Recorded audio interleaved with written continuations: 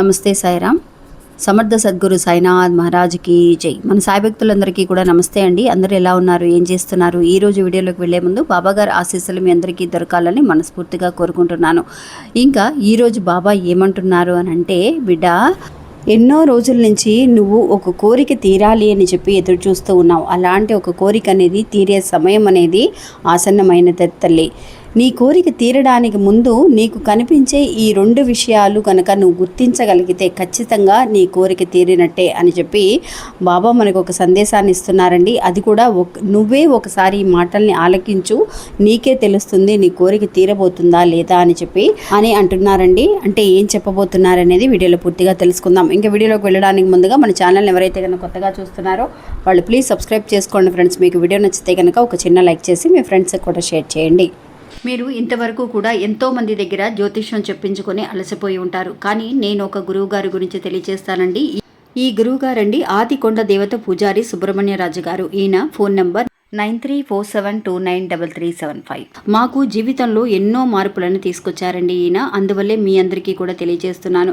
ఈ గురువు గారు చెప్పింది చెప్పినట్టుగా జరుగుతుందండి. అది కూడా కొన్ని రోజులలోనే. అంటే భార్యాభర్తల మధ్య గొడవలు, విదేశీ ప్రయాణం ఆలస్యం అవడం, ప్రేమ, పెళ్లి, సంతానం లేకపోవడం, కోర్టు సమస్యలు, గృహము మరియు కుటుంబ సమస్యలు, ధనం అనేది చేతిలో నిలబడకపోవడం, నమ్మిన వ్యక్తి మోసం చేయటం, స్త్రీలకు పురుషులకు సంబంధించిన గుప్త సమస్యలు ఎటువంటివైనా సరే కొద్ది రోజులలోనే పరిష్కరిస్తున్నారండి. అది కూడా ఒక ఫోన్ కాల్ ద్వారా. మీరు ఒకసారి ఆయనకి కాల్ చేసి చూడండి. ఇంకా వీడియోలోకి వెళ్దామండి.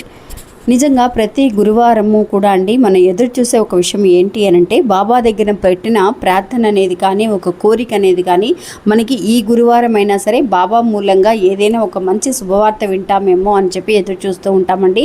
అలాంటి వాళ్ళందరికీ కూడా మనకి ఒక శుభవార్త రావాలి అని అన్నా, లేదంటే కనుక అనుకున్న కోరిక తీరాలి అని అన్నా కూడా మనకి కొన్ని మంచి విషయాలని బాబా ముందుగానే మనకి తెలియజేస్తూ ఉంటారండి. అవి మనం ఒక్కొక్కసారి గమనిస్తూ ఉంటాం, ఒక్కొక్కసారి గమనించలేక పోవచ్చు. కానీ ఖచ్చితంగా తీరుతుందా లేదా అనే విషయం కూడా మనకు తెలియకపోవచ్చు. కానీ బాబా చెప్పే ఈ రెండు విషయాలండి ఇప్పుడు ఈ వీడియోలో ఒక రెండు విషయాలను తెలియజేయబోతున్నారు. ఎందుకోసము అనంటే, మనందరికీ అనిపించవచ్చు, బాబా మీరు ఎన్నోసార్లు చెబుతున్నారు కోరిక తీరుతుంది అని చెప్పి మేము ఎదురు చూస్తున్నాము, కానీ మాకు ఇంకా తీరలేదు బాబా అని బాధపడే వాళ్ళు కూడా ఎంతోమంది ఉన్నారండి.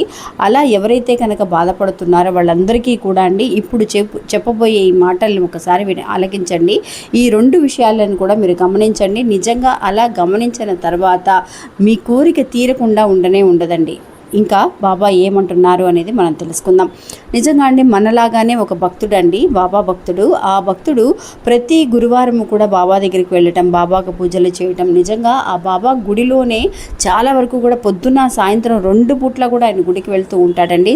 బాగా టైం అనేది అక్కడే స్పెండ్ చేస్తాడు అనమాట. ఆయనకి చాలా రిలాక్స్గా ఉంటుంది. ఇంతవరకు కూడా అండి అతను అనుకున్న ఏ విషయము కూడా బాబాని అడిగిన తర్వాత నెరవేరకుండా లేదు. అలాంటిది కొంత గ్యాప్ అనేది వచ్చిందండి. ఆ తర్వాత తను ఒక విషయం గురించి బాబా దగ్గర ఎదురు చూస్తున్నాడు అనమాట. ఆ సమస్య కోసం, అంటే ఆ కోరిక కోసం.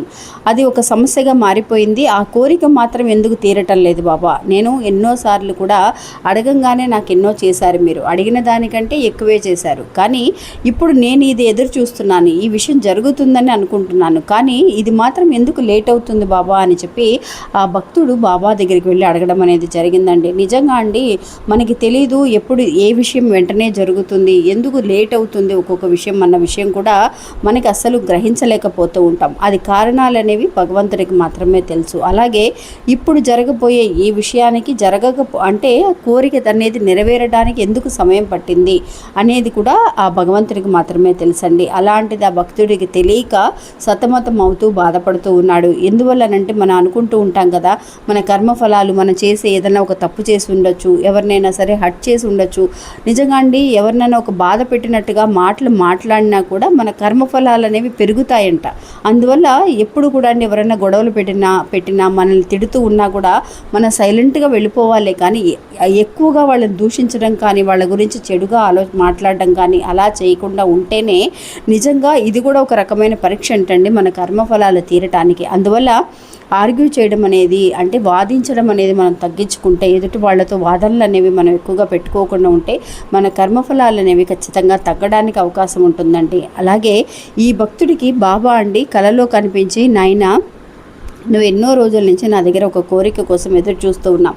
ఆ ప్రార్థన అనేది, ఆ కోరిక అనేది తీరే సమయం అనేది ఆసన్నమైంది.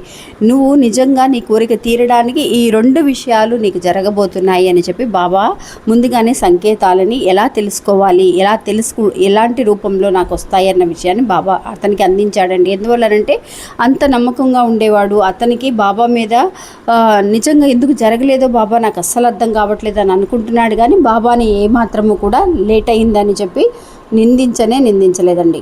ఇంకా బాబా కలలో కనిపించి చెప్పిన తర్వాత అతనికి అనిపించిందనమాట, ఏంటి ఆ 2 సంకేతాలు అనేది కూడా బాబా కళ్ళలో కనిపించినప్పుడు ఏం చెప్పారు అని అంటే, నాయనా నువ్వు నిజంగా ఒక సమస్యలో ఉన్నప్పుడు, బాధలో ఉన్నప్పుడు నీ మనసంతా కూడా ఎలా ఉంటుంది, చాలా దిగులుగా, నాకు ఇంకా జరగదు, నేను ఎదురు చూడడం కూడా వేస్ట్ అని అన్నట్టుగా చాలా వరకు కూడా మూడీగా, చాలా దిగులుగా కూర్చొని ఉంటాం మనం.